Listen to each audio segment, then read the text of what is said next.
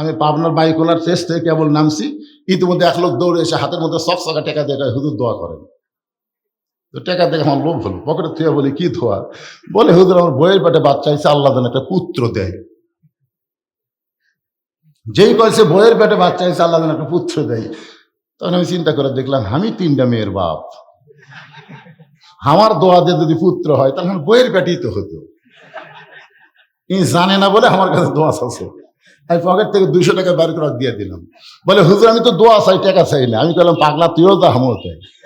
আমি 3 মেয়ের বাপ রে, আমার দোয়াতে যদি পুত্র হতো আল্লাহ আমাকে একটা দিত। আমার দোয়াতে যদি আমার বইয়ের পেটের বাচ্চা পুত্র না হয়, তোর বইয়ের হবে? তাহলে হুজুর তাহলে আপনি টাকা আপনি দেন, আমার নাম দেন। পরে যে 100 টাকা দিছি মারতেছে দৌড়। আমি কোথায় যাবি? বলে ওই হুজুরের কাছে যাবো যার বেটা সওয়াল আছে। আমি বললাম কোনো হুজুর না, কোনো পীর না, কোনো বাবা না, বাবার যদি চাও তাহলে মালিকের কাছে চাও। রাখাল বলে পথিক সত্যি যদি ওটের 1 পেয়ালা দুধ আল্লাহর হস্তে চাও তাহলে এখান থেকে মালিকের বাড়ি হলো 10 মাইল দূরে। ওই মালিকের বাড়ির দরজা দিয়ে বলে মালিক তোমার রাখাল ওট আর দুম্বা চড়াই, তুমি মালিক যদি হুকুম দাও তাহলে রাখাল আল্লাহর হস্তে ওটের 1 পেয়ালা দুধ দিবে। ওমর ফারুক বলে রাখাল ভাই অত দূর কষ্ট করে মালিকের বাড়ি যাওয়ার দরকার নাই, বরং তোমাকে 2টা টাকা দিলাম, এই 2টা টাকার বিনিময়ে তুমি ওটের 1 পেয়ালা দুধ দাও। রাখাল চিল্লায় বলে পথিক তুমি হযরত ওমরকে চিনো? সুবহানাল্লাহ বলেন। রাখাল ওমর ফারুককে বলতেছেন পথিক তুমি হযরত ওমরকে চিনো? যদি ওমরকে চিনতা এরকম বেসাইজা প্রস্তাব দিতা না। ওমরের গুপ্ত বাহিনী যদি দূর থেকে দেখ পারবাই তুমি আমার 2 টাকা ঘুষ দিছা, কয় টাকা? আর আমার মালিক যদি জান পারবাই যে আমি তোমাকে অনুমতি ছাড়া 1 পেয়ালা দুধ দিছি তাহলে তোমাকেও ধরবে আমাকেও ধরবে। এই বুড়া বয়সে তুমি ধরা পড়বার চাও? ওমর ফারুক বলে রাখাল ভাই তাহলে চলো আমরা পাহাড়ের গুহার মধ্যে যাই, ওই গুহার মধ্যে গিয়া তোমাকে গোপনে 2 টাকা দিব, তুমি গোপনে ওটের 1 পেয়ালা দুধ দিবে, তোমার মালিকও জানতে পারবে না, ওমরের গুপ্ত বাহিনীও জানতে পারবে না। রাখাল চিল্লায় বলে তুমি ভণ্ড, তুমি ভণ্ড। ওমর ফারুক বলে রাখাল আমার মধ্যে ভণ্ডামির কি দেখলাম? রাখাল চিল্লায় বলে পথিক উমরের গুপ্ত বাহিনী দেখতে পায় না, মালিক জানতে পারে না, সেখানে রাখালের আল্লাহ দেখতে পায়। লিল্লাহে তাকবীর। উমর 1 দৌড়ে পাহাড়ের পাদদেশে গিয়া 2 রাকাত সালাতুল শুকর নামাজ পড়ে আল্লাহর কাছে বলতেছে আল্লাহ তোমার কোরআন এত সুন্দর, তোমার কোরআন যখন জমিনে চালু হয়ে যায় তখন না দেখা আল্লাহকে বিশ্বাস করে দুনিয়ার কেউ অন্যায় কাজ করবার চায় না। ধরে কোন কথা ঠিক কিনা ভাইজান? আজকে খালি একটা বিশ্বাস আমাদের মধ্যে নেই। আমরা কোনো অকাম বদকাম করবার গেলে চারিদিকে আগে তাকাই। আসরের নামাজ পড়ছে, আসরের পরে আমার এলাকার এক মুসল্লি জমির ধান দেখবার গেছে, যাই দেখো ওপর জমির পানি চলমল করতেছে, নিচে আর জমির পানি নেই। উপর জমির পানি খালি চলমল করে, নিচে জমির পানি নেই। ওই চারিদিকে তাকাছে, তাকে দেখে কেউ নেই, আস্তে করে বসে বিসমিল্লাহ কয়ে আল কাটছে। বিএমপিরা যেরকম কয় না বিসমিল্লাহ করলেই সব হালাল, বিসমিল্লাহ কয়ে আল কাটছে। বিসমিল্লাহ কয়ে আল কাটা ওই পানি দিয়ে হাত ধোছে, হাত ধুয়ে উপরে উঠে চারিদিকে তাকায় বলে আলহামদুলিল্লাহ কেউ দেখে দিন। এই কিন্তু নামাজ পড়িছে তারপরও আর ইমান নাই। জোরে কান কি নাই? আরো জোরে। ওমর ফারুক আল্লাহর কাছে কান্দের বলে আল্লাহ তোমার কোরআন এত সুন্দর, তোমার কোরআন যখন দুনিয়াতে চালু হয়ে যায় তখন কেউ না দেখলেও আল্লাহ দেখতে পায়, এ বিশ্বাস মুমিনের কলিজায়। রাখাল পিছনে এসে বলতেছে পথিক যতই কান্দো উটের দুধ দেওয়া গেল না, তুমি যতই কান্দো তোমাকে উটের দুধ দেওয়া যাবে না। ওমর ফারুক বলে রাখাল ভাই উটের দুধের কোনো দরকার আমার নাই, আমি তোমার কাছে জানতে চাই, একটু মনোযোগ দিয়ে শোনেন। না দেখা আল্লাহকে কলিজার মধ্যে জায়গা দিয়ে তুমি যে আল্লাহর কোরআন অনুযায়ী চলতেছো এর বিনিময়ে তোমার চাহিদা কি? আজকে আমাদের বাংলাদেশে বাংলার জমিনে যারা আল্লাহর কোরআনকে গালিব করতে চায়, কোরআন অনুযায়ী চলবার চায়, মানুষের আইন আর মানবার চায় না, অবশ্যই তাদের একটা চাহিদা আছে। ধরে কোন কথা ঠিক কিনা?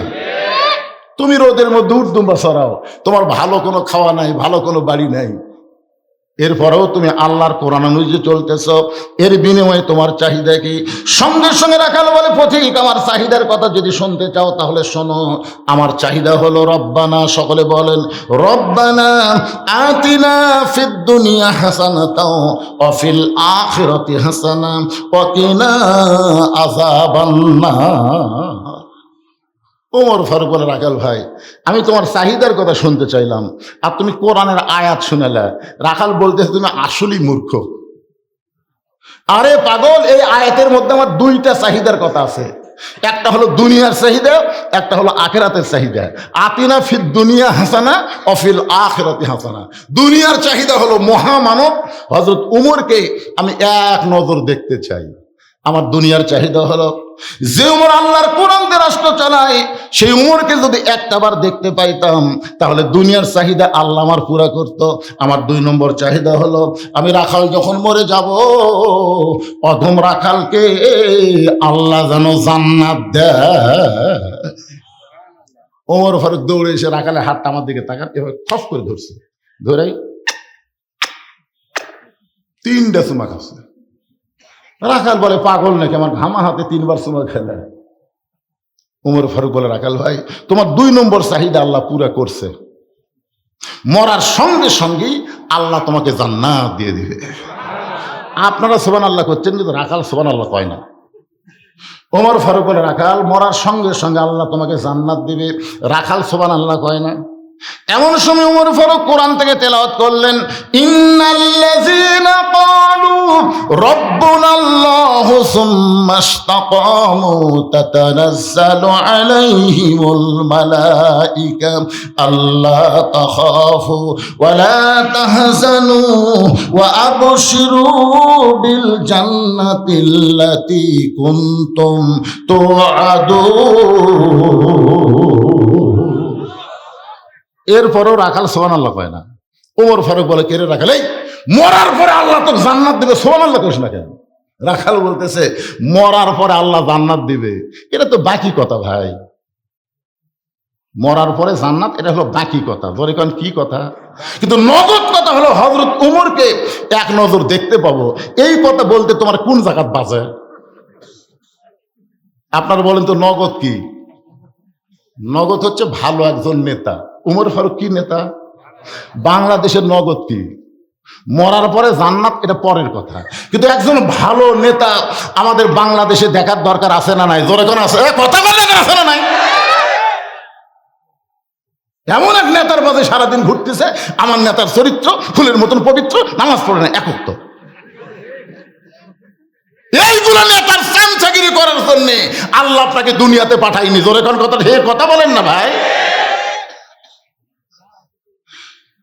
রাখাল বলে, পথিক আমার সারা জীবনের সাধনা হযরত উমরকে আমি এক নজর দেখতে চাই। এই নগদ কথা না বলে মরার পরে জান্নাত পাবো, এই বাকি কথা আমার কাছে বলে কোনো লাভ নেই। ওমর ফারুক চিন্তায় পড়ে গেল, আমি যে উমর, এই কথাই রাখালকে কেমনে বলি? যে রাখাল আমাকে তওবা পড়াছে, জোরে কোন কি পড়াছে? যে রাখাল আমাকে মুনাফিক করছে, আমাকে ভণ্ড করেছে, এখন যদি বলি ভাই আমি উমর, বলাও সারা, রাখাল হাত ফেল করে মরাও সারা। আমার কথা কি বুঝতে পারছেন? উমর রাস্তাতে গেলে শয়তান কয়দিন যায় না? জোরে কোন কয়দিন যায় না? আর সেই উমরকে রাখাল কি পড়াছে? তওবা পড়াছে, মুনাফিক করছে, ভণ্ড করছে। এখন যদি বলি ভাই রাখাল আমি উমর রে, রাখাল মানে শোনাও সারা, মরাও সারা। ওমর ফারুক চিন্তায় পড়ে গেলেন, আমি যে ওমর এই কথা রাখালকে কেমনে বলি? এমন সময় আল্লাহর কোরআন ওমরের সামনে এসে বলতেছে, ও দুউ ইলা সাবিলি রাব্বিকা বিল হিকমাহ। ওমর, আমার কথা কি আপনারা বুঝবার পারতেছেন? এই বাচ্চারা, এই তোরা শুনবো না? তারপরে শুনবি? শুনতেছে তো? ওমর ফারুক কিন্তু ডাইরেক্ট, হাসিনার 15.5 বছর আমি ডাইরেক্ট কোনো ওয়াজ করতে পারিনি ভাই। তাই বলো হক কথা যে বাদ দিছি তা কিন্তু না। ওমর ফারুক দেখতেছেন এখন ডাইরেক্ট বললেই হাঁটেন। রাখাল সত্যি যদি উমরকে দেখতে চাও তাহলে ফজরের নামাজ তোমাকে সামনে কাতারে আদায় করা লাগবে। ফজর যদি সামনে কাতার আদায় করতে পারো, মেহরাবের দিকে লক্ষ্য করে দেখবা যে মানুষটা ইমামতি করতেছেন ওই মানুষটি হলেন হযরত ওমর। তাহলে আল্লাহর কোরআন দিয়ে যখন বাংলাদেশ চলবে, প্রত্যেকটা নেতাকে নামাজ পড়ানোর মতন যোগ্যতা থাকা লাগবে। কথা কন না? এই জন্য যে সবাই কোরআন দেখবার চায় না। রাখাল, সত্যি যদি উমরকে দেখতে চাও, ফজরের নামাজ তোমাকে সামনে কাতা আদায় করা লাগবে। ফজর যদি সামনে কাতা আদায় করতে পারো, মেহরাবের দিকে লক্ষ্য করে দেখবা যেই মানুষটা ইমামতি করতেছেন ওই মানুষটি হলেন হযরত ওমর। রাখাল ছোট বাচ্চার মতন কান্দে। এতক্ষণ রাখাল করে হাসিছে। উমর ফারুক বলে, কান্দ খেন? রাখাল বলে, আমি বারান্দাত নামাজ পড়ি, আমি বারান্দাত নামাজ পড়ি, আমি মসজিদের ভিতরে ঢোকার সাহস পাই না, কারণ মসজিদের মধ্যে নবীর দামি দামি সাহাবি, ওই দামি দামি সাহাবির মধ্যে আমি রাখাল কেমনে যাই? ওমর ফারুক বলে, রাখাল তুমি কম দামি আর মসজিদের মধ্যে দামি দামি, এ কথা তোমাকে বুঝালো কে? আপনারা বলেন তো, এই যে আপনারা খেরত বসে আছেন, আমি সোফার উপর বসে আছি, আপনারা যদি মনে করেন হুজুর দামি, না, আমি সোফাত বসে থাকলে আমি দামি, আর আপনার নিচে বসে আছেন আপনার কম দামি, এটা মানার জিনিস না। কারণ বহু বক্তাকে আল্লাহ জাহান্নাম দেবে, অনেক শ্রোতাকে আল্লাহ আমল করার কারণে বিনা হিসাবে জান্নাত দিয়ে দিবে। ধরে কার কথা ঠিক কিনা? হয়তো আপনারা দেখতেছেন হাসরের ময়দানে আমার জিব্বার মধ্যে জাহান্নামের বসি দিয়ে আল্লাহ টানে নিয়ে যাচ্ছে জাহান্নামের দিকে। আপনারা কবেন, হুজুর হুজুর আপনার ওয়াজ শুনে আমরা আমল করে জান্নাতে যাচ্ছি। তখন আল্লাহ বলবে, লিমা তাকুলু মা লা তাফআলুন, এ বক্তার ওয়াজের সাথে আমল ছিল না রে। এই জন্য আল্লাহ বললেন, ইন্না আকরামাকুম ইনদাল্লাহি আতকাকুম, ওই ব্যক্তি সবচাইতে দামি হয় যার কলিজার মধ্যে আল্লাহর বেশি ভয়। ওমর ফারুক বলে, রাখাল সত্যি যদি ওমরকে দেখতে চাও, তোমাকে ফজরের নামাজ জামাতের সঙ্গে আদায় করা লাগবে। রাখাল বলতেছে, আজকে এশার নামাজ পড়ে আর আমি বাড়ি যাচ্ছি না। ওমর ফারুক বললেন, এশার নামাজ পড়ে বাড়ি যাবা না কেন? বলে, এশা পড়ে যদি বাড়ি যাবার চাই তাহলে ফজর সামনে ধরা যাবি? ওমর ফারুক বললেন, পাগল, 2 ওয়াক্ত নামাজ লম্বা, খুব খেয়াল করে দেখেন, 5 ওয়াক্ত মধ্যে 2 ওয়াক্ত নামাজ কি লম্বা, আর 3 ওয়াক্ত তাড়াতাড়ি, আসর মাগরিব এশা। দেখেন, আসরের কিছু পরে মাগরিব, কিছু পরে এশা, কিন্তু এশা থেকে ফজর, ফজর থেকে জোহর, এই 2 ওয়াক্ত আল্লাহ লম্বা করলো কেন? ফজর থেকে জোহর পর্যন্ত একটা সময় দিছে, এই সময়ের মধ্যে আপনি চাকরি করেন, বাকরি করেন, ব্যবসা করেন, বাণিজ্য করেন, খেতে খামারে কাজ কাম করেন, সব কিছু করার পরে আপনার দেহের মধ্যে যে একটা ক্ষয় হলো, এশা থেকে ফজর আল্লাহ লম্বা সময় দিয়েছে। ওই সময় ঘুম পারলে আল্লাহ ঘুমের কারণে ওই ক্ষয়টা পুরা করে দেয়। ওমর ফারুক বললেন, এশা থেকে ফজর যদি সামনে কাতারে ধরবার চাও, যদি তোমার চোখে ঘুম ধরে তুমি কি করবা? রাখাল বলতে, ঘুম যদি ধরে তার মসজিদের মধ্যে ঘুমা যাব। ওমর ফারুক বলে, রাখাল মসজিদের মধ্যে ঘুম পাড়ার দলিল দাও। মসজিদের মধ্যে যে ঘুম পাড়বা তার একটা দলিল থাকা লাগবে না? কথা কন না কেন? ঘুম তো দূরের কথা ভাই রে, জোহরে নামাজ পড়ে সবাই চলে গেছে, ওরা 3 জন 4 ফ্যান দিছে। 3 জন কয় ফ্যান দিছে? 4 ফ্যান দিয়ে গল্প করতেছে। এই তোমরা গল্প করো না বাবা, মনোযোগ দিয়ে শোনো। 3 জন 4 ফ্যান দিয়ে গল্প করতেছে, 1-1 ঘন্টা হয়ে যায়, গল্প ছাড়ে না। ফেরেশতারা বলে, আল্লাহ সবাই নামাজ পড়ে বাড়ি গেল, এরা 3 জন যে 4 ফ্যান দিয়ে গল্প করতেছে, কি রেজাল্ট কি? আল্লাহ বলতেছে, গল্প করার সময় মাথার উপর দিয়ে ফ্যান ঘুরিছে, এই কারেন্টের বিল এই 3 জন না দেওয়া পর্যন্ত জান্নাতে যাওয়ার পারবে না। কারণ মসজিদের বাপের ঘর না দিয়ে ইচ্ছা মতো ফ্যান ঘুরাবে। জোরে কর কথা ঠিক কথা কর। ফাইজা কুদিয়াতিস সালাতু ফান্তাশিরু ফিল আরদ, নামাজ হয়ে গেলে মসজিদ থেকে বের হওয়ার হুকুম কার? আরো জোরে বলেন, হুকুম কার? একটু মনোযোগ দিয়ে শুনবেন। ওমর ফারুক বললেন, রাখাল আজানের গুরুত্ব দিও। 5 ওয়াক্ত নামাজের মধ্যে সবচেয়ে গুরুত্বপূর্ণ আজান কোনটা? 5 ওয়াক্ত নামাজের আজান আছে না নাই? সবচেয়ে গুরুত্বপূর্ণ আজান কোনটা? আরো জোরে। আমি এক ওয়াজে বলছি, এখন মুসলমানের চাইতে মুনাফিক বেশি। সভাপতি সাহেব আমার সেই গরম, হুজুর মুসলমানের চাইতে মুনাফিক বেশি, দলিল দেন। আমি বললাম, ভাইরে আপনার গ্রামে ফজরে মুসল্লি কত? হচ্ছে ফজরে তো খুব একটা মুসল্লি হয় না হুজুর। আমি বললাম, আল্লাহ রাসূল বলেছেন, মুসলমান দাবি করবে অথচ ফজরের নামাজ জামাতের সঙ্গে আদায় করবে না, ওই ব্যক্তি হলো মুনাফিক। কথা কন না কেন? একটা হলো এশা, আর একটা কি? এই 2 ওয়াক্ত বাড়ি পড়লেও হবে না, মসজিদ জামাতের সঙ্গে আদায় করা লাগবে। আজকে আপনারা চিন্তা করে দেখেন, আপনাদের এলাকায় ফজরের মুসল্লির খবর কি? ফজরের নামাজে যুবকেরা, যারা যুবক বসে আছো, ফজরের আজানের মধ্যে একই শব্দ 2 বার বেশি কয়, অন্য আজান এই শব্দ নাই। সেই শব্দ তোমরা জানো? এই তুমি তো হুজুর মানুষ, তোমার কছি এরা রাত 2টা পর্যন্ত ফেসবুক চালায়, ফজরের আগে এমন ঘুম দেয়, বুঝলেন? আসসালাতু খায়রুম মিনান নাওম, ঘুম হইতে নামাজ অতি উত্তম। ওমর ফারুক বলেন, রাখাল আজানের গুরুত্ব দিও। এতদিন রাখাল নামাজ পড়েছে বারান্দায়, আজকে নামাজ পড়বে কোন কাতারে? একটু মনোযোগ দিয়ে শোনেন, কোন কাতারে? এখন মসজিদের বারান্দা বাদ দেয়, মসজিদের দরজায় এসে দোয়া পড়তেছে, আল্লাহুম্মা আফতাহলি আবওয়াবা রহমাতিক। ডান পায়ে ঢুকে সামনে কাতারে যাবার চাই। প্রত্যেকটা সাহাবী নড়ে সরে রাখালকে সামনে যাওয়ার রাস্তা করে দেয়। রাখাল মনে মনে কয়, আল্লাহ, বারান্দার থেকে ভাবলাম কি, আর ভিতরে ঢুকে দেখতেছি কি। এতদিন বারান্দা থেকে মনে করলাম ভিতরে দামি দামি, আজকে ভিতরে ঢুকে দেখতেছি আমিও তাই এরাও তাই। আসলে ভিতরে না ঢুকলে বোঝার উপায়। এখন সামনে কাতারে এসপি দাঁড়াচ্ছে, আর একটা মুসল্লি হলে সামনে কাতার পুরো হবে, কিন্তু এসপি দেখে কোনো মুসল্লি নেই, এসপির কাছে ফাঁকা। এসপি গেলে পিছন দিক থেকে দেখি চকিদার খাড়া হয়ে আছে, দরজার চকিদার খাড়া হয়ে আছে। এসপি ডাকতেছে, আই। চকিদার বলে, না স্যার, আপনি এসপি, আমি চকিদার। এসপি বলে, বাকালা, ওটা বাইরের কথা, তুই চকিদার, আমি এসপি, এটা হলো বাইরের কথা, ভিতরের কথা ভিন্ন, আয়। এরপরেও চকিদার যখন আসে না, এসপি কাতার ছাড়িয়ে যায়, চকিদার হাত ধরে বলতে, তোকে এত ডাকি, তুই যাস না, আয়। এখানে কাছে লিয়ে দিয়ে বলতেছে, আমার পায়ের গোড়ালির সঙ্গে গোড়ালি মিল করে দাঁড়া। চকিদার এসপির কাছে খাড়া হয়ে বলতেছে, স্যার, যদি গোড়ালি লাগে, আরে পাগলা, আমরা 2 ভাই, অসুবিধা নেই। চকিদার কান্দের কয়, আল্লাহ, ভিতরে এত শান্তি, এটা বেড়া থাকলে তো বোঝা যায় না। এই জন্য প্রত্যেকটা মুসলমান ভাই ভাই, এটা নামাজের জামাতের মাধ্যমে বোঝার উপায়। ধরে কোন কথা ঠিক না? রাখাল যাইতে যাইতে সামনে কাতারে, একেবারে সামনে কাতারে মেহরাব বরাবর ফজরের 2 রাকাত সুন্নত নামাজ পড়ে চুপটি করে বসে আছেন। এখান থেকে খুবই গুরুত্বপূর্ণ কথা, মনোযোগ না দিলে বুঝতে পারবেন না। ফজরের ফরজের আগে 2 রাকাত সুন্নত আছে না নাই?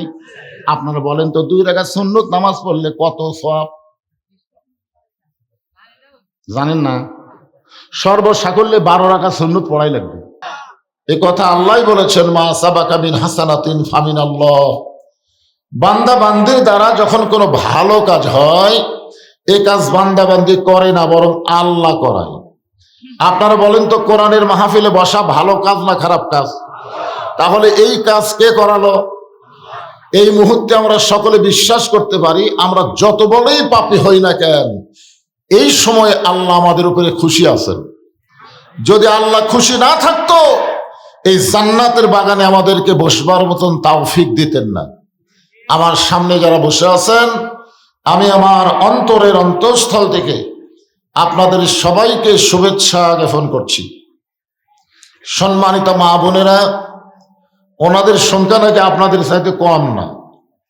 আমি বললাম, এদিককার মেয়ে মানুষেরা অশোনে কয় পুরুষের চাইতে বেশি হয়। তো যে সমস্ত মা বোনেরা পর্দার অন্তরালে বসে বসে আলোচনা শুনতেছেন, তাদেরকেও শ্রদ্ধা জ্ঞাপন করে এই মুহূর্তে জানতে চাচ্ছি, আপনারা সকলে কেমন আছেন? আলহামদুলিল্লাহ রব্বিল আলামিন। যে আল্লাহ শারীরিক সুস্থতা, মানসিক প্রশান্তি দান করে আজকের এই জান্নাতের বাগানে আমাদের কবুল করেছেন, আমরা সে আল্লাহর উপরে খুশি না বেজার? তাহলে জবান খুলে সমস্বরে সকলে বলবো, রব্বানা লাকাল হামদ হামদান কাসীরান তাইয়িবান মুবারাকান ফীহি। আমরা প্রশংসা করলাম কার? কেন করলাম? এমনি এমনি? আল্লাহর প্রশংসা করার বহু কারণ, হিসাব করে শেষ করা যাবে না, যাবে? কিন্তু এর মধ্যে অন্যতম একটা কারণ হলো, আল্লাহ আমাদেরকে জন্মগতভাবে মুসলমানের ঘরে কবুল করেছেন। আল্লাহ যদি আমাদের হিন্দুর ঘরে, বৌদ্ধর ঘরে, খ্রিস্টানদের ঘরে, ইহুদির ঘরে পাঠাতেন, তাহলে আমাদের অবস্থাটা কি হতো? অন্য ধর্মের ভাইয়েরা যদি থাকেন, তারা হয়তো মনে মনে চিন্তা করতেছেন, হুজুর কি বলবার চাই, হুজুর বলবে কেন? আমার বাপ দাদার কথা বললে আপনারা শুনবেন? আল্লাহ বলতেছেন, অমাইয়াবতাগি গয়রাল ইসলামা দীনান ফালাই ইউকবালা মিনহু। ইসলাম ছাড়া অন্য কোন জীবন ব্যবস্থা, ধর্ম কেউ যদি গ্রহণ করে, আল্লাহ বলেছেন কখনোই তা কবুল করা হবে না। আল্লাহর কাছে একমাত্র কবুলযোগ্য জীবন ব্যবস্থা, ধর্মের নাম কি? আরো জোরে বলেন, ইন্না দীনা ইনদাল্লাহিল ইসলাম। আল্লাহ আমাদেরকে সেই ইসলামের মধ্যে মুসলমান হিসাবে কবুল করেছেন। এতে আপনারা খুশি না বেজার? তাহলে জবান খুলে বলি আলহামদুলিল্লাহ। আমাদের ভাগ্য এত ভালো যে আল্লাহ শুধু মুসলমানের ঘরেই আমাদের কবুল করেনি, বিশ্ব নবীর উম্মত হওয়ার মতন তৌফিক দান করেছেন।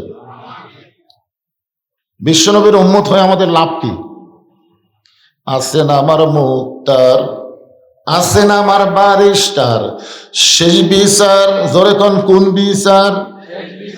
শেষ বিচার বোঝেন? বাংলাদেশের জজ কোর্ট, হাইকোর্ট, সুপ্রিম কোর্ট আমরা মনে করি বাংলাদেশের শেষ। এরপরও অতীতে যে বিচারগুলো হয়েছে আমরা অনেকেই পছন্দ করিনি, ঠিক কিনা বলেন? আবার বর্তমানে যে বিচারগুলো হচ্ছে সেগুলো অনেকে পছন্দ করতেছে না। কি করতেছে? তার মানে বোঝা গেল বাংলাদেশের কোর্টে যতই বিচার হোক অনেকে বলে ন্যায় বিচার পাইনি। এই জন্য এগুলো সব বাদ দিয়ে একটা বিচার আছে যার নাম হলো শেষ বিচার। জোরে বলেন, নাম কি? শেষ বিচারের হাইকোর্টেতে তিনি আমায় করবেন পার, আমি পাপী তিনি জাবিন্দার। এই তিনি ডাকে আল্লাহ না। আল্লাহ যখন হাকিম হয়ে আমাদেরকে আসামি বানায় বিচার শুরু করবেন, ওই সময় আমাদের নবী উকিল হয়ে, ব্যারিস্টার হয়ে আমাদের পক্ষে ওকালতি করে, সুপারিশ করে আমাদেরকে জান্নাতে পৌঁছায়া দিবে। এমন একজন নবীর উম্মত হওয়াতে আপনারা খুশি না বেজার? তাহলে জবান খুলে আর একবার বলি আলহামদুলিল্লাহ। এখন আসেন যে কোরআন থেকে আমরা তাফসির শুনবো, আলোচনা শুনবো। আপনারা এই কোরআন সম্পর্কে হয়তো সকলে জানেনই না, কথা ওয়াজ শোনেন, খালি ওয়াজই শোনেন। আমার আজকের সভাপতি সাহেব, যিনি সভাপতির দায়িত্বে আছেন, উনি বললেন ইকরা, পড়ো, বিইসমি রব্বিকাল্লাযী খালাক, যিনি সৃষ্টি করেছেন তারই নামে পড়ার কথা কোরআনে প্রথমেই আয়াত। জোরে কোন সুবহানাল্লাহ। আমাদের স্রষ্টার নাম কি? আরো জোরে কোন। 90% মুসলমানের দেশের সন্তানেরা এই মাদ্রাসা পড়ার চাইতে প্রাইমারি, হাই স্কুল এগুলোতে পড়ায় এখন বেশি পছন্দই করতেছে। অনেকেই ধারণা করে কোরআন শরীফ তো সবার জন্য না, এটা গরিব গুরাবার জন্য নাকি। আজকে মাদ্রাসার মাহফিল করলেই অনেকে মনে করে কিছু দেওয়া লাগবে, এরকম মনে করে কি করে না? মানে আমাদের বাংলাদেশের সিস্টেমটাই হলো আল্লাহর কোরআনের শিক্ষা চায় চিন্তা করো, কিন্তু রাসূল বলেছেন খায়রুকুম মান তাআল্লামাল কোরআন ওয়া আল্লামাহ।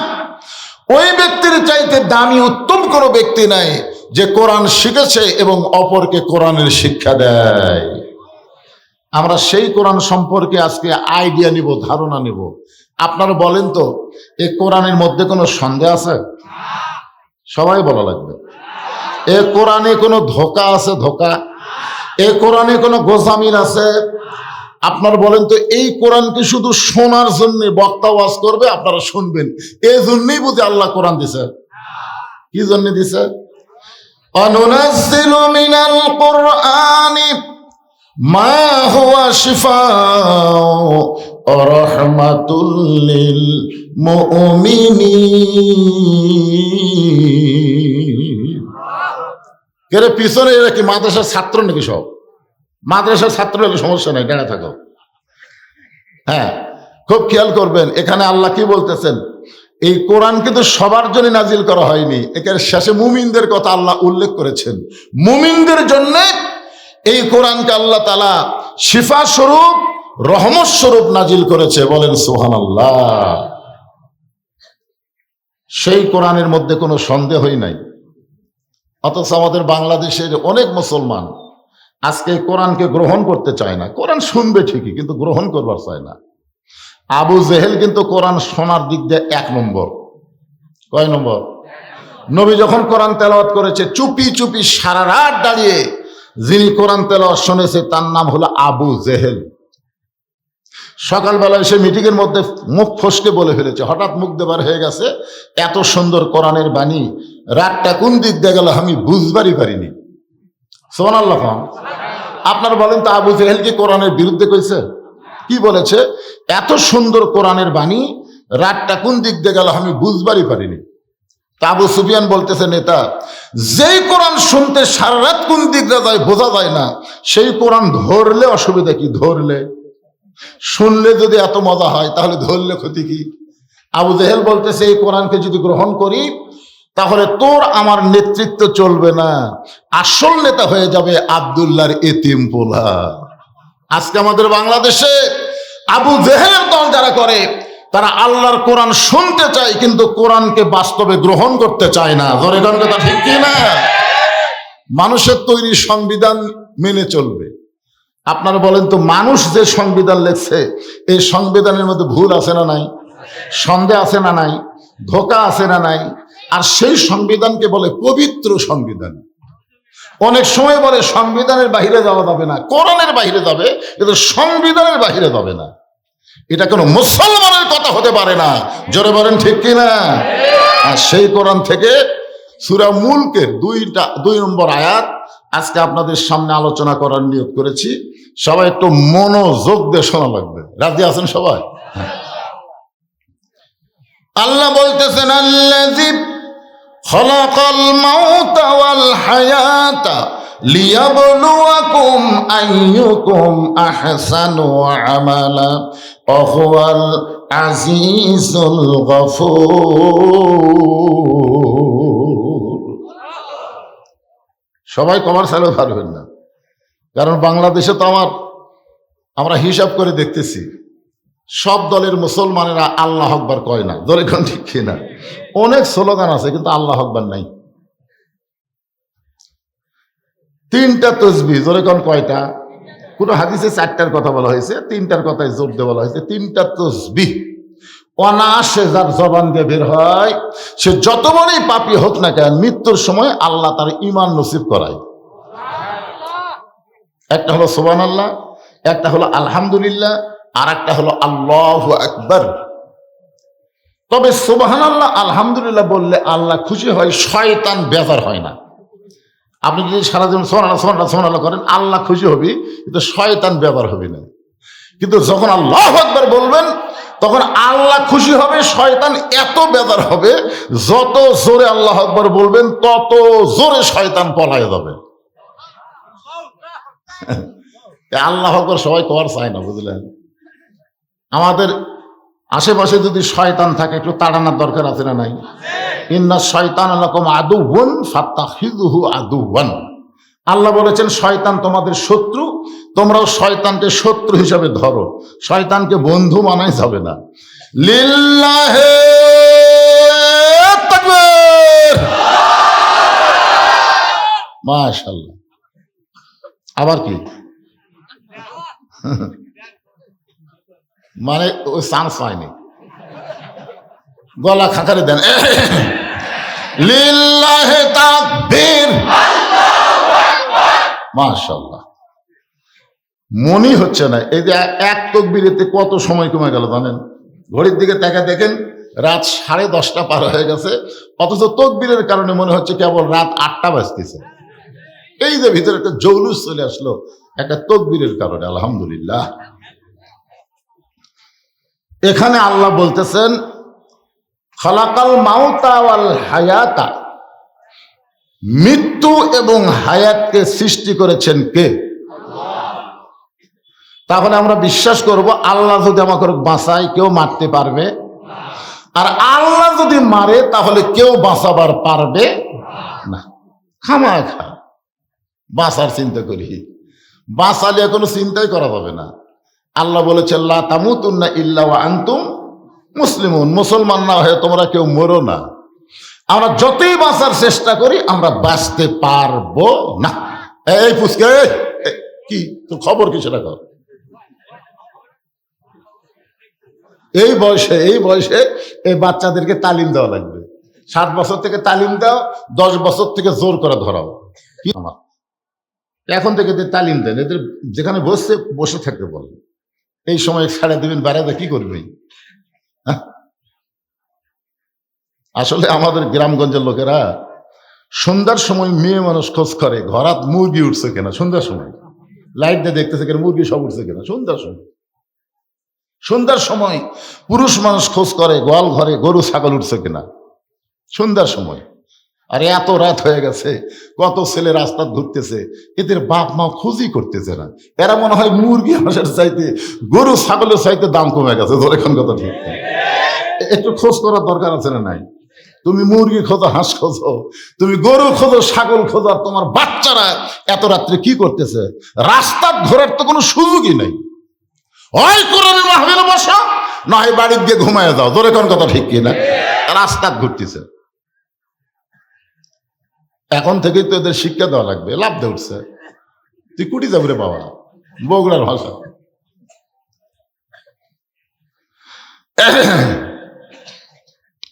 তাহলে মৃত্যু এবং হায়াতের স্রষ্টার নাম কি?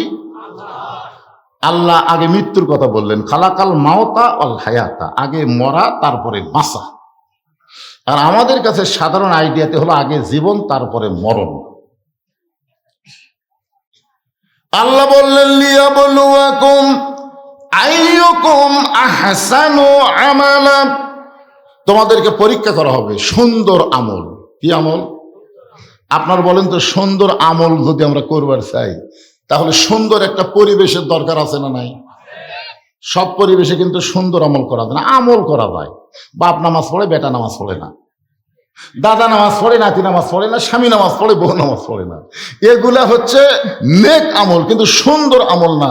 সুন্দর আমল হলো যারা মুসলমান দাবি করবে, আযান শোনার সঙ্গে সঙ্গে তারা সবাই জামাতবদ্ধ হয়ে নামাজ পড়বে। জোরে বলেন কথা ঠিক কি না? আজকে দেখবেন একই জায়গায় 4 জন বসে আছে, আযান শোনার পরে 2 জন চলে গেল, 2 জন বসে থাকলো।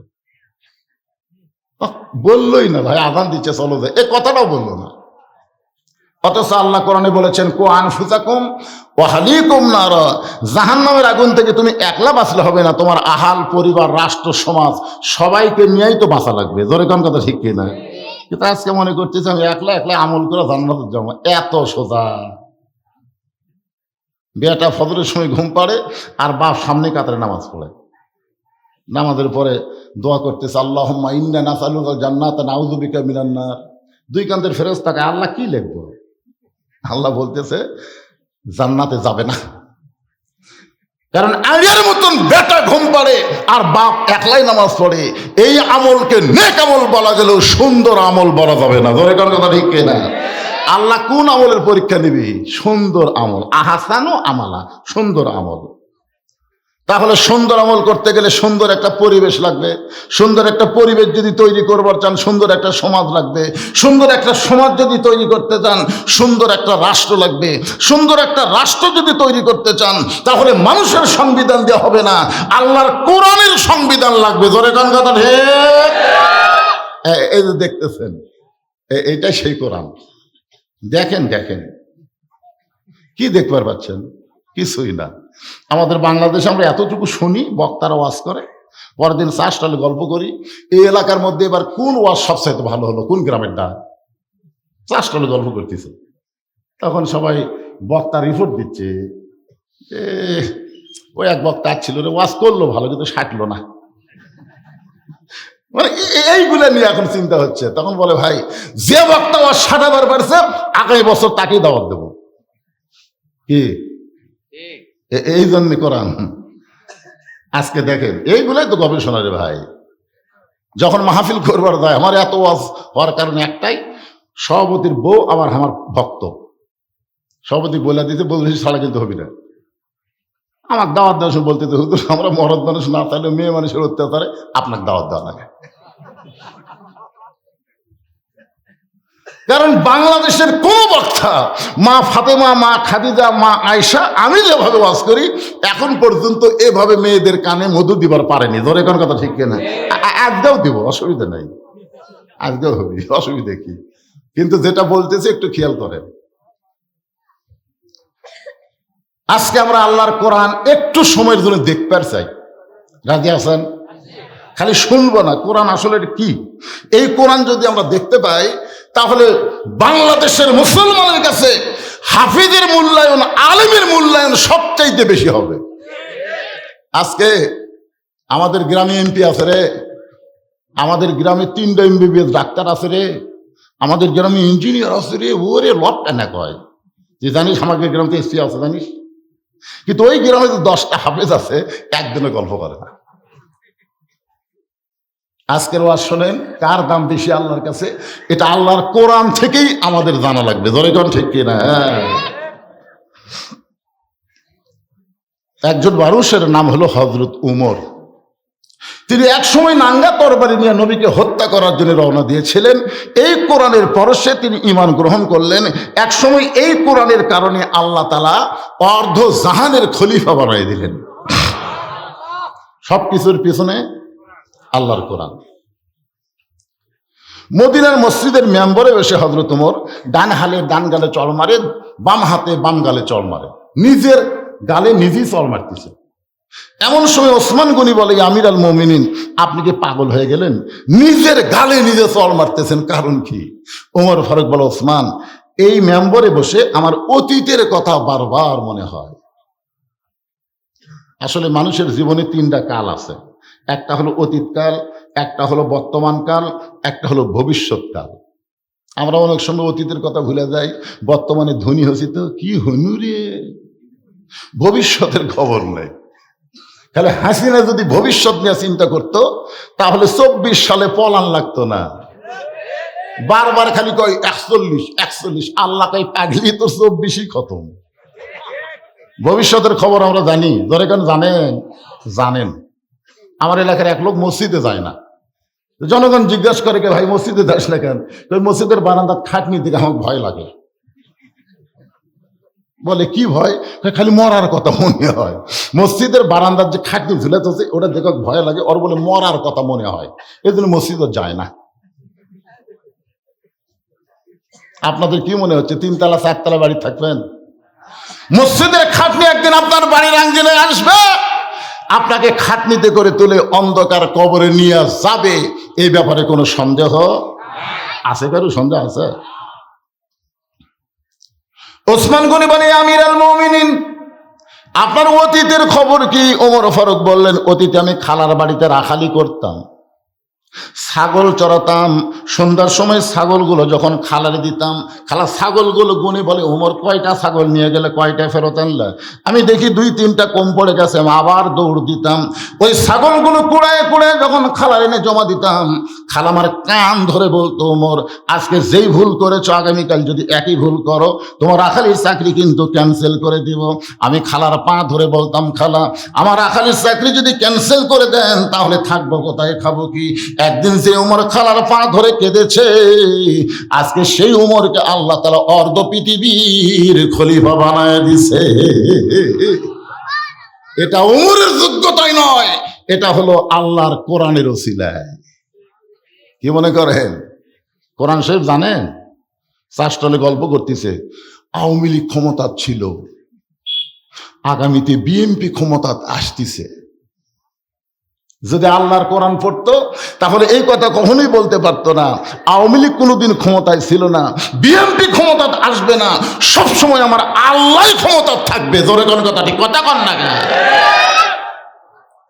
আল্লাহ কোরআনের মধ্যে বললেন, তাবারাকাল্লাযী বিয়াদিহিল মুলকু ওয়া হুয়া আলা কুল্লি শাইইন কাদির। গোটা পৃথিবীর রাজত্ব, কর্তৃত্ব, মালিকানা কার হাতে?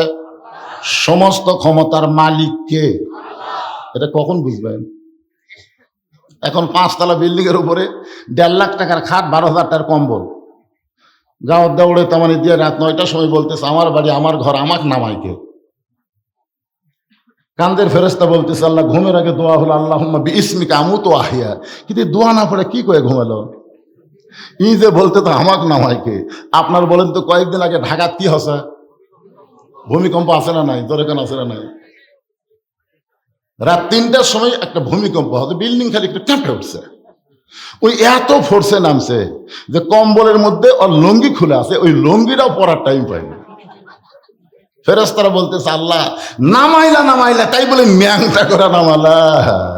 বর্তমান ক্ষমতার চেয়ার পায়ে অহংকার করেন না, যে কোনো সময় আল্লাহ ন্যাংটা করে নামাবার পারে। জোরে কোন কথা ঠিক কি না কথা বলেন? আমরা তো বর্তমান পায়েই তো মনে করি কি হনু রে, কি হচ্ছেন আপনি? ওমর ফারুক চিন্তায় পড়ে গেলেন, যেই কোরআন রাখালকে অর্ধ জাহানের খলিফা বানায় সেই কোরআনটা আসলে দেখতে কেমন, আজকে সেটা আপনাকে দেখাবো। এ কোরআনটা আসলে দেখতে কেমন দেখবেন। না দেখে একজন পিছন থেকে বলছে সুন্দর সুন্দর, সুবহানাল্লাহ। হযরত ওমর আল্লাহর কোরআনকে শুধুমাত্র দেখার জন্য ছদ্মবেশে মদিনার অলি গলি ঘুরতেছেন। হঠাৎ হযরত ওমর দেখতে পায় বিস্তীর্ণ মরুভূমি, ওই মরুভূমির মধ্যে একজন রাখাল উট আর দুম্বা চড়ায়। হযরত ওমর আল্লাহর কোরআনকে দেখার জন্য রাখালকে সালাম দিলেন, আসসালামু আলাইকুম রাখাল ভাই, আমার পেটে ক্ষুধা লাগছে, আমি উটের এক পেয়ালা দুধ চাই। রাখাল মুসকি মুসকি হাসে। ওমর ফারুক বলে হাসো কেন? আমি তোমার সালাম দিলাম, উটের দুধ চাইলাম, তুমি যে কিছুই কও না। রাখাল বলতেছে তোমার সালামেরও উত্তর দিব না, তোমাকে উটের দুধও দিব না। ওমর ফারুক বললেন আমার দোষ কি? বলে তোমার দোষ হলো আগে তোমার পরিচয় দাও, তুমি কে? ওমর ফারুক চিন্তায় পড়ে গেলেন, আমি অর্ধ জাহানের খলিফা, এখন যদি আমি পরিচয় দেই তাহলে কোরআন দেখার গুমর তো ফাঁস হয়ে যাবে। আমি আসলে কি দেখতে চাই? আল্লাহর কোরআন দেখতে চাই। ওমর ফারুক চিন্তায় পড়ে গেলেন, আমি কি পরিচয় দিব? এমন সময় আল্লাহর কোরআন বলে, ওমর রাখাল যখন তোমার পরিচয় চাইছে তুমি আসল পরিচয় দাও। তোমার আসল পরিচয় হলো মিল্লাতা আবিকুম ইব্রাহিম ওয়া সাম্মাকুমুল মুসলিমিন। তোমার জাতির পিতার নাম কি? এই ইব্রাহিম বলতে যদি কারো মুখত আটা লাগে, এটা কি আমার কথা কলাম না আল্লাহর কথা? আল্লাহর কথার সাথে আপনারা একমত না দ্বিমত? মুসলমানের জাতির পিতার নাম কি? আরো জোরে জোরসে বলুন। হুয়া সাম্মাকুমুল মুসলিমিন, যিনি আমাদের নাম রেখেছে মুসলমান। ওমর ফারুক বললেন রাখাল তুমি যখন আমার পরিচয় শুনতে চাও, আমার পরিচয় হলো আমি একজন মুসলমান। রাখাল মুস্কি মুস্কি হেসে বলে আসল না নকল? ওমর ফারুক বলে রাখাল মুসলমান তো মুসলমানই, এর মধ্যে আসল নকল কি? রাখাল বলতেছে আসল মুসলমান যারা হবে তারা চাওয়ার ব্যাপারে সতর্ক থাকবে। আসল মুসলমান জাতাল বাবার দরবারেতে কেউ ফিরে না খালি হাতে।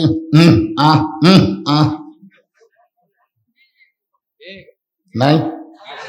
আপনার বলেন তো, কেউ যদি বলে আমার দয়াল বাবার দরবারেতে কেউ ফিরে না খালি হাতে, এটা তাওহীদ না শিরক? জোরে বলেন।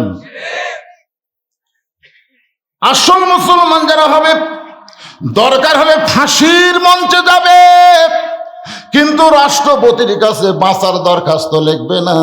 এরকম কিছু মুসলমানকে আমরা বাংলার জমিনে দেখতে পাইছি। জোরে কোন কথা ঠিক কিনা? আসল মুসলমানের কাছে জীবনের দাম বেশি না ইমানের দাম বেশি? আপনাদের কাছে কোনটার দাম বেশি? অনেকে বলে হুজুর জীবন বাঁচান ফরজ, হুজুর জীবন বাঁচান বলে ফরজ। যখন হাসিনা ছিল তখন আমার বউ আমাকে বলতেছিল কোথায় বাস করবে যাবেন? আপনাকে ধনুর শেরপুরের কথাটা আমি মুখও টানবারই পারিনি, মানে আমাকে একেবারে নিষিদ্ধ করে দিল, এর মধ্যে ঢোকাই যাবি না। তো আমার বউ যখন বলতো আমি তখন বলতাম অমুক জায়গায় যাচ্ছি, তো বলে দেখাশোনা ওয়াজ করবেন, দেখাশোনা ওয়াজ করবেন, খালি কানার মতন গান ওয়াজ করেন না। আমি কি দেখবো? বলে দেখবেন পুলিশের গাড়ি, র্যাবের গাড়ি, সরকারের কোনো ক্যাডার আশেপাশে আছে কিনা, এগুলো যদি থাকে তাহলে তেল তেলা ওয়াজ করে বাড়িতে আসবেন। খবরদার এই বুড়া বয়সে তারা ধরা পড়েন না। আমি করলাম, বৌরে তুমি খালি পুলিশের কথা বলো, র্যাবের কথা বলো, কিন্তু যারা প্রকৃত ইমানদার হবে তারা র্যাব পুলিশের চিন্তা করবে না, তারা আজরাইল ধরার চিন্তা করবে। তোর এখন কথা ঠিক না? আপনারা বলেন তো, 15.5 বছর আমরা আজরাইল ধরার চিন্তা করছি, খালি পুলিশ। আজকে পুলিশ ঘুরতেছে, পুলিশ আমার সাথে মুসাফা করলে আসার সময় আমি পুলিশও গুরুত্বই দিল না, খালি এটা যদি হাসি নেওয়ার সময় হতো, ওরে বাবা রে, আমি হাসিনার সময় একটা পুলিশ সার করে গেছি, স্যার পুলিশ কনস্টেবল, স্যার কেমন আছেন? পুলিশ জীবন করতে, হুজুর আপনি কি করলেন? ভয় পাচ্ছি বা ভয় রে। হ্যাঁ, আজরাইল ধরার কথা আমরা ভুলেই গেছি না। সবসময় চিন্তা হচ্ছে পুলিশ যেন না ধরে, র্যাব যেন না ধরে, কিন্তু প্রকৃত ইমানদার র্যাব পুলিশ ধরার চিন্তা করবে না, চিন্তা করবে আজরাইল ধরা। ধরে বলেন কথা ঠিক? ওমর ফারুক চোখের পানি বের করে বলে, রাখাল মুসলমান তো মুসলমান, এর মতো আসল নকল কি? রাখাল বলতেছে, আসল মুসলমান যারা হবে তারা চাওয়ার ব্যাপারে সতর্ক থাকবে। তুমি দুধ চাইছো কার কাছে? উমরের চোখ দিয়ে দর দর করে পানি পড়তেছে। আল্লাহ, তোমার কোরআন যখন দুনিয়াতে চালু থাকবে, উমর যদি ভুল করে একটা রাখাল পর্যন্ত ভুল ধরবার পারবে। ধরে গেল সুবহানাল্লাহ। আপনারা বলেন তো, আপনাদের মসজিদে আল্লাহর কোরআনের আইন আছে না নাই? ইমাম সাহেব যদি আসরের 4 রাকাত নামাজে 3 রাকাতে বসে, আসরের বৈঠক কয়টা? 2টা, একটা হলো 2 রাকাত, একটা হলো 4 রাকাত, কিন্তু ইমাম সাহেব 3 রাকাতে বসে গেছে, সামনে কাতারের মুসল্লির খেয়ালই নেই, কিন্তু দ্বিতীয় কাতারে অটো ভ্যান চড়ায়, ওই চিন্তা করে কে রে 2 রাকাতের পরে বসা, 4 রাকাতের পরে বসা, হুজুর যে 3 রাকাত বসলো, এইটা মনে করি ভ্যান আল্লাহু আকবার, যে আল্লাহ আকবার করেছে, ইমাম মনে মনে কয় তুই যতই লোকমা দে, আমি 41 সালের আগে উঠবো না। এই মনে করি ইমাম যদি স্বৈরাচারী হয়ে বসাই থাকে, আপনারা বলেন তো, মসজিদের মুসল্লি ইমামের পক্ষে যাবে না ভ্যানালার পক্ষে যাবে? কেন যাবে? কারণ মসজিদে কোনো ইমামের বাপের আইন চলে না, মসজিদে আল্লাহর আইন চলে। লোকমা দিলে দাঁড়াও, যদি না দাঁড়াও তোমার বাদ দেয়া আমরা নতুন নেতা বানবো। ধরে কোন কথা ঠিক কি না? মসজিদে আল্লাহর আইন চলে বলে আওয়ামী লীগ, বিএনপি, জাতীয় পার্টি, জামাত, পীর মুরিদি সবাই এক কাতারে নামাজ পড়ে, মুসল্লি কম। সবাই দেখতেছে, বেড়া করি দল, ভিতরে একটু এক কাতার। আওয়ামী লীগ যদি 4 আঙুল সামনে যায়, বিএনপি হাত ধরে টানতেছে, কি খেয়াল কর, সামনে যাস করে। আওয়ামী লীগ নিজের দিকে তাকা বলতে, তুমি খেয়াল করিনি ভাই, ও কে টান মারতেছে, ওদিকে খেয়াল নাই, ওই কাতারের দিকে তাকায় আছে। ফেরেশতাকে আল্লাহ এরকম হওয়ার কারণ কি? আল্লাহ বলতেছে বাহিরে 40 দল 20 দল আর ভিতরে এক কাতার। কারণ আল্লাহর ঘরের মধ্যে মানুষের কোনো রাজনীতি চলবে না, একমাত্র নীতি চলবে কার? আরো জোরে বলেন।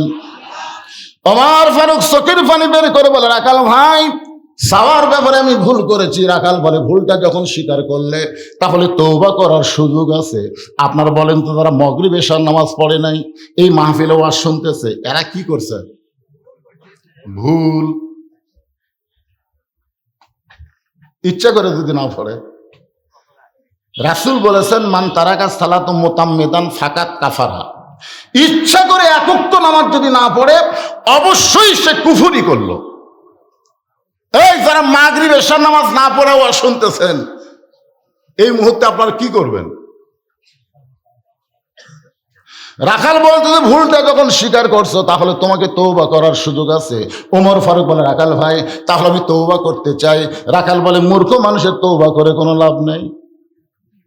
ওমর ফারুক বলতেছে, আমি মূর্খ, এ কথা তোমার কে কইলো? রাখাল বলতেছে, যে বেটা চাওয়ার ব্যাপারে সতর্ক হয় না, এ হলো দুনিয়ার সবচাইতে বড় মূর্খ। ওমর ফারুক বলে, রাখাল তাহলে তুমি আমাকে তওবা পড়াও। এবার রাখাল হযরত ওমরকে তওবা পড়াচ্ছেন। যারা এশার নামাজ পড়েন নাই, মাগরিবের নামাজ পড়েন নাই, ফজর পর্যন্ত বাঁচার কোনো গ্যারান্টি। আর যারা নামাজ পড়েছেন, যেভাবে নামাজ পড়া দরকার হয়তো সেইভাবে পড়তে পারেন নাই, এজন্য আমরা সকলে মিলে তওবা করতে চাই। তওবা করাতে আপত্তি আছে? তাহলে জবান করে সকলে বলেন, আস্তাগফিরুল্লাহ। বলেন, আস্তাগফিরুল্লাহ রাব্বি মিন কুল্লি জামবিন ওয়া তুবু ইলাইহি। ওমর ফারুক বলে, রাখাল ভাই, আল্লাহর রাস্তে উটের 1 পেয়ালা দুধ দাও। তওবা করার আগে কি বলতো? রাখাল ভাই আল্লাহর হস্তে কইছে উটের এক পেয়ালা দুধ দাও। তওবা করার পরে বলতেছে আল্লাহর হস্তে। রাখাল মুসকি মুসকি হাসে। ওমর ফারুক বলে রাখাল আবার হাসলে কেন? রাখাল বলে তওবা করার পরে তুমি আবার মুনাফিকি করলে। যেই কইছে মুনাফিক, ওমর ফারুকের চেহারা রক্তের মতো লাল হয়ে, এই রাখালাই মুখে যা আসে তাই বলিস কেন? রাখাল বলতেছে মিয়া এত রাগ করছো কেন? লিমা তাকুলু মা লা তাফআলুন, তোমার মুখের কথার সাথে মনের মিল নেই। তুমি সত্যি করে বলো তো, আমি কি উটের মালিক? আমি যদি উটের মালিক হইতাম তুমি আমাকে রাখাল কইলা কেন? আর যখনই তুমি আমাকে রাখাল বলছো তখন তোমার মন বলতেছে আমি উটের মালিক না। আর মালিক বাদ দেয়া রাখালের কাছে কেউ যে আল্লাহর রাস্তে চায়, এরপরও রাখাল দিবার পারবে, যার প্রমাণ আমি নিজে।